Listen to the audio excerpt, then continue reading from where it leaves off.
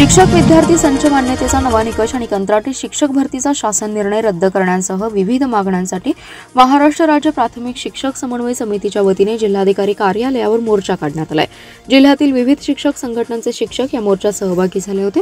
विश्रामबाग चौकातील क्रांतिसिंह नाना पाटील पुतळ्यापासून हा मोर्चा सुरू झाला। जिल्हाधिकारी कार्यालय येथे मोर्चा विसर्जित झाला। यावेळी जिल्हाधिकाऱ्यांमार्फत मुख्यमंत्री एकनाथ शिंदे यांना निवेदन देण्यात आले। सामूहिक रजा काढून मोर्चात सहभागी झालेल्या शिक्षकांनी जिल्हाधिकारी कार्यालयासमोर सुमारे तासभर ठिय्या मारला।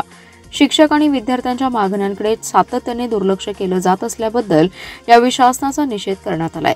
अन्यायी शासन निर्णय रद्द करावेत, राज्यातील सर्वच शिक्षकांना जुनी पेन्शन द्यावी, 7व्या वेतन आयोगातील वेतन श्रेणीतील त्रुटींचा विषय मार्गी लावावा, गणवेश पूर्वीप्रमाणे मिळावेत, मुख्यालयीन निवासाची अट रद्द करावी, आश्वासित प्रगती योजना लागू करावी, गरजेच्या ठिकाणी तातडीने पाठ्यपुस्तके पुरवावीत, शैक्षणिक अशैक्षणिक कामाच्या शासन निर्णयात शिक्षक संघटनांसह चर्चा करून दुरुस्ती करावी, नगरपालिका महापालिका गट क ड मधील शिक्षकांच्या वेतनाचे 100% अनुदान शासनाने द्यावे, शालेय पोषण आहार योजना स्वतंत्र यंत्रणेकडे सोपवावी आदी मागण्या या निवेदनात करण्यात आल्या।